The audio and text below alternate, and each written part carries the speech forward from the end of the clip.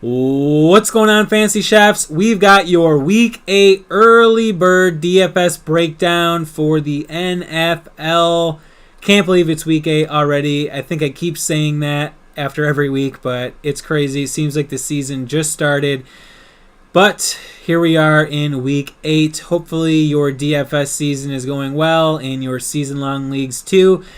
As I always mention, this show is a breakdown of all the matchups that I like and that could potentially be in our lineup. But if you want the full-blown lineup and all our picks, head over to Fantasy.Chef.net. It's only $4.99 a month. You can't beat that because you get all of lineups across all sports, NFL, NBA, UFC, pretty much doing NBA lineups every night. And UFC, when those contests roll around as well, we'll have one this week for the card on Saturday. All right, without further ado, let's jump into it. Now, how I'm going to break these down, I'm going to give you a high-tier guy, a mid-tier guy, and a low-tier value player. So, starting off with quarterback, I think my high value of the week is Andrew Luck going up against the Oakland Raiders. Luck on the season is killing it, especially in his last 4 games. He's averaging over 25 points a game. This past game, he only had 156 yards, but that was really because of game script. He only threw the ball 23 times. They ran the ball a little bit more in this one. But if you look at Luck's touchdowns, he's throwing some insane touchdown numbers, 4, 3, 4, and 4 in his last 4 games. Interceptions are a little higher than I'd like, but luckily DFS doesn't crush you on those. He's also getting a few rushing attempts, nothing crazy, nothing really over 10 yards yet, but maybe he turns into the Andrew Luck of old and could get you maybe 20 yards and maybe a rushing touchdown. So for a high-end pick, I like Andrew Luck, and I like the matchup against Oakland as well. For a mid-tier option, I think I like Baker Mayfield. Baker Mayfield's a guy who seems to be coming into his own. He's throwing the ball a lot. He's averaging over 40 attempts a week. The touchdowns, right, we could ask for a little bit more there. But I think against Pittsburgh, who has a pretty poor secondary, I think Baker Mayfield can be a good lower to mid-tier option. If you're looking for maybe dirt cheap on the DFS slate, don't go Chad Kelly. He's apparently breaking into people's houses, if you didn't hear, in mumbling nonsense to housewives. But let's see. I think Flacco's a solid play, but I think I'd probably have to go with Matt Stafford. Matt Stafford, he hasn't had a great start to the season. We're really halfway through, so he really hasn't had a great first half to the season. But Seattle comes to Detroit. Seattle is very poor right now against the pass. You've seen teams light them up recently, now without their safety Earl Thomas. So I think Stafford could be a guy that a lot of people are fading just because of his previous games. And I think for 5,600, he is a potential good, nice GPP pick. All right, for running backs, Todd Gurley is going to be the premier pick. In cash games, you got to go with Gurley just to defend yourself against those who do. He's too consistent. He's probably the best fantasy player we've seen in the last 5 to 7 years. Saquon Barkley is also a good play, but I don't know that you could have both Barkley and Gurley in most lineups. And if I have my choice, I'm paying up $1,000 for Gurley just because of that offense. And I'm scared of the Giants' offense as well. A mid-tier pick here. I love Marlon Mack. I think Marlon Mack is coming into his own. Like, he's banged up to start the season into Week 3. You saw what he could do back into Week 6, averaging 7.4 yards a carry. He really blew up last week against Buffalo. Had that passing touchdown. Also had the rushing touchdown, averaging 6.6 yards in that game on the ground as well.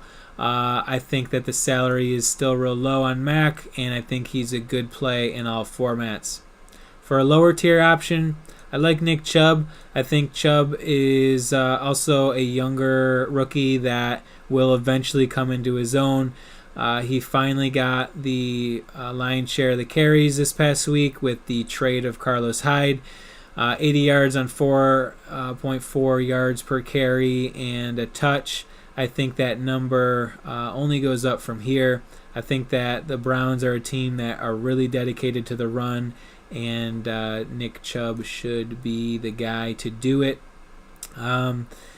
Maybe give you one more low-end pick here. I think a lot of people are going to be forgetting about Aaron Jones.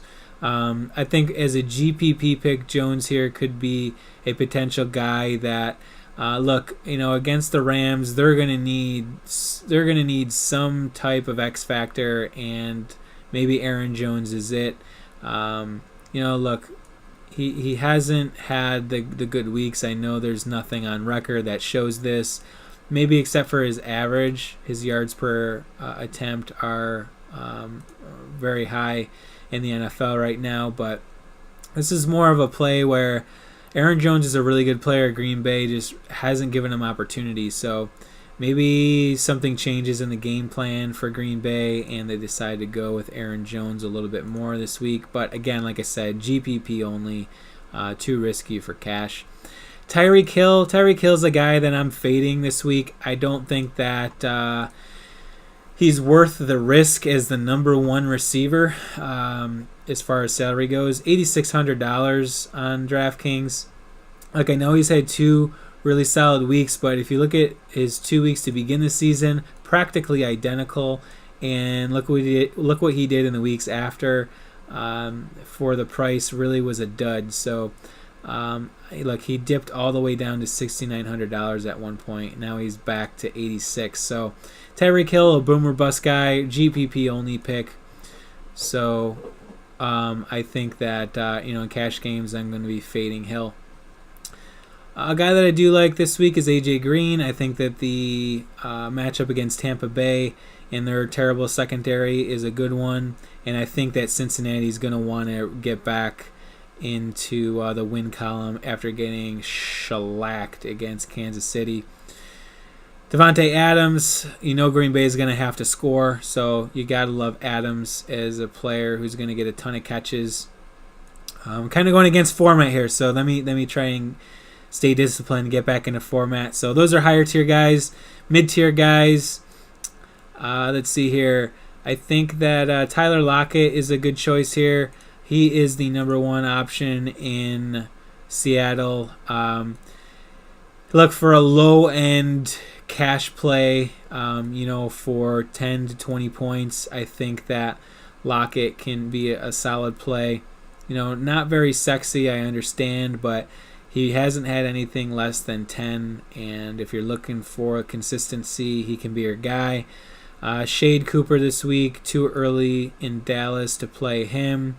For a lower tier option, it's really hard this week. I don't really see a lot of lower tier options that jump out at me, so I think this might be the week to pay up for wide receiver. Maybe double up on two of these top 4. So you maybe go Devontae Adams and AJ Green. So that these guys are going to be getting theirs. Game script here with this Green Bay game, Devontae Adams is going to have to catch the ball a ton to keep up with the Rams, and AJ Green can crush that secondary for Tampa Bay. So maybe those are 2 guys that you pile back to back into your lineup. For tight end, Kelsey is a guy that I think is worth paying up for at this point. He's getting you over 10 points for the tight end position every single week. He has the potential to get you into the 30 range. He's getting a ton of targets. I know this past game he didn't get a lot of targets, but that game was out of hand by the second half, and Kansas City ran the ball quite a bit after that. But if you look at his other games, he's getting over 8-9 targets a game into the 100-yard mark. So he's getting you that bonus. He's low on touchdowns this year, but that still hasn't taken away from his value all that much. So I think Kelsey's a guy that is worth paying up for $6,800. Look, if you look at the wide receivers at $6,800 in comparison, who would you rather start, Kelsey or John Brown? Kelsey or an Emmanuel Sanders, Kelsey or Tyler Boyd. Boyd's been a little inconsistent, so I think Kelsey's worth the money. I guess it's a long-winded story short. All right, let's see. As a mid-level pick, I love Njoku. He finally broke out this week, had his 15 points. I shouldn't say finally broke out because, yeah, look, he had his 18 before that. So maybe the phrase is finally breaking out. But this guy is very consistent. His last 4 here, he's averaged 10 every week. And he's had 2 touchdowns in his last 2 weeks. And he's getting the targets, right? Over 10 targets in 2 of 4 games. And then 6 and 7 for the other 2. His salary is still very low at $4,600. So Njoku, I think, is a great value. If you're looking for a low-end pick, I'm still riding high on O.J. Howard. I don't understand how O.J. Howard is this cheap. This guy's doing it pretty much every week. He had the injury this week here, so you excuse the 0 points. And aside from that, 18, 13, 16, 11 for $3,900. Man, I don't know how you can beat that. And according to Draftkings numbers, the 32nd ranked defense to tight ends. So I think Howard is a great play there. If you're looking for a little bit more of a salary dump, Zoma for Cincinnati scored a touchdown last week. The thing is he's not getting a ton of targets, so this guy might just be a GPP pick if you're looking for one. But honestly, I think I'd rather spend the extra $400 and go with Howard, or even the extra, what would that be? The extra $600, to go with Njoku. $700, excuse me. All right, defenses. What I love to do with defense, I love to go with the lowest salary guys. I like to find home teams that have solid numbers. So this would be Pittsburgh. Pittsburgh at home against Cleveland, on average scoring 8.8 points per game. Cleveland, the 22nd ranked offense, I guess you could say, 22nd ranked team against defenses in the league. I think the Steelers at home could be a good play here. I know that I said Baker Mayfield might be a good play. I still think that, but if you look at Baker Mayfield's stats, he's getting some rushing yards. He's getting moderate passing numbers. So, even with that said, I still think that the Steelers can probably come out with a solid number. And really at 2,300, if you do only get the 8 points, you make out. So, the Steelers, if you really look at their defense, have been one game on, one game off, one game on, one game off. So we're on the on rotation, so maybe they continue the trend. All right, guys, that does it for the lineups for Week 8. Hopefully that was helpful. And like I said before, head over to FantasyChef.net for our picks that we lock in every week. Have cash plays and GPP plays for both FanDuel and DraftKings. Hope you guys have a great rest of your week. Good luck in Week 8 of the NFL.